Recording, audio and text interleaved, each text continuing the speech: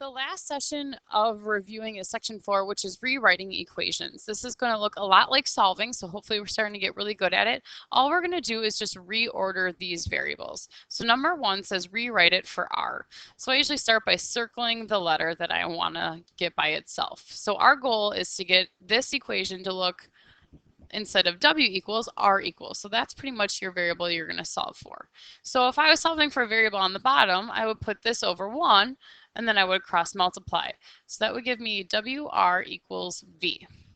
Well, if I want an R equals, I need to now get rid of the W by dividing. So now I have R equals V over W. And that's our answer because now I have an R equals. Okay, the goal is just to rewrite it. And this is helpful when you're given different variables or different values and you have to find the other one. Okay, this is used a lot in chemistry and physics. So we're helping you rewrite variables, rewriting equations. Number 2 says rewrite it for s. So I want to get s by itself. So if we pretend like everything else is numbers, I would subtract my 2p from each side first. So that's going to give me r minus 2p equals p times s. Now again, I want to get s by itself, so I need to divide each side by p. Okay, so s equals r minus 2p all over p. I have an s equals, so my job is done. You're just simply rearranging what you got, okay, using your solving, okay? And again, be careful here, that whole thing is over p, not just the 2. Okay, number 3 wants us to solve for d. So here's my d. So I would move my a first, so I'd subtract that. So I'm going to have r minus a equals n minus 1 times d. Now you are very used to distributing, but there's no need. All I need to do is get rid of this quantity n minus 1.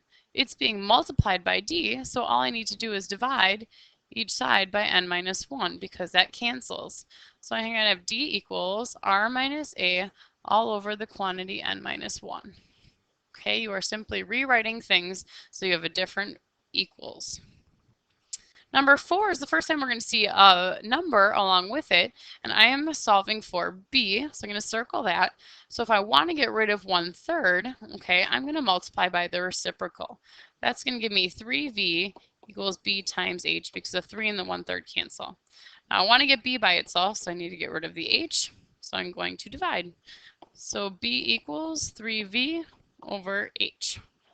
Okay, nothing goes away, you're just rearranging it. Everything you see in the beginning, you will see again in your answer. Number 5 wants me to rewrite for t. Okay, so right now it's being multiplied by KL, so the opposite of multiplication is division.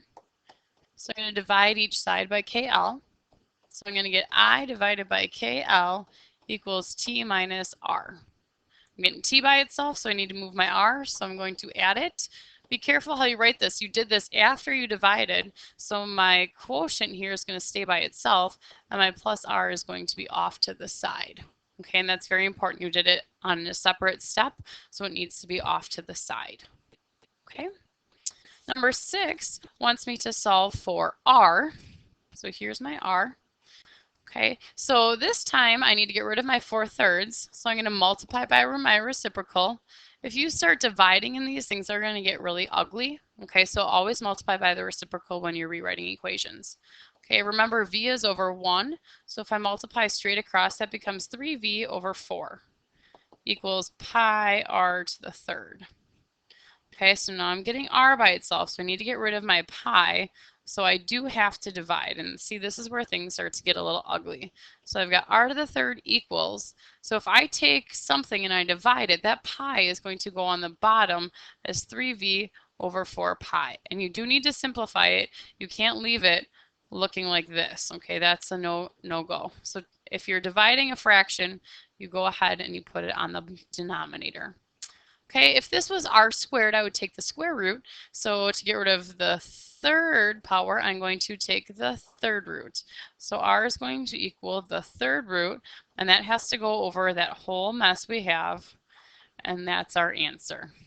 That doesn't look very nice, okay, but if I wanted to find the radius, okay, and I had the volume, then I could do it. So that's why we rearrange it, okay. Number 7, I am rewriting for f. Okay, so get rid of your numbers first, and we said we're always going to multiply by the reciprocal. So we're going to multiply each side by 9/5. Again, c is over 1, so that makes it 9c over 5 equals f minus 32. So then I can add 32 to each side. Careful with your orders of operation here. That 9c over 5 is separate from the 32 because I did that in 2 separate steps. So that needs to go off to the side on the right. Number 8, I'm solving for h. Again, you want to get rid of your numbers first by multiplying by the reciprocal. So I'm going to multiply each side by 2. So that gives me 2a equals bh. Solving for h, need to get rid of my b. Divide by b. So h equals 2a over b. Okay. Number 9, it wants me to solve for g.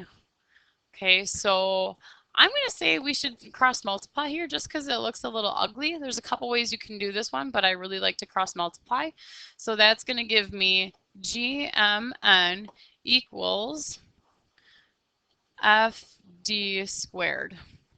So if I'm trying to get g by itself, I need to get rid of my m and my n.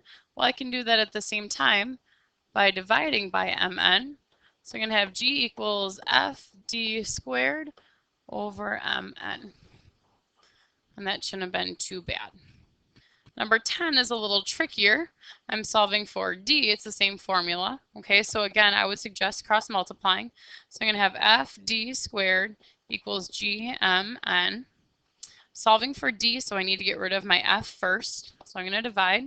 So I've got d squared equals gmn over f. To get rid of a square, I need to square root it. I need to square root that whole fraction. Be very careful here with your notation.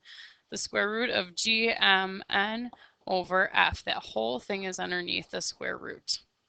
Okay, so that's it for rewriting equations. Write down some questions you have, okay, because this section can sometimes be confusing. So bring those to class tomorrow.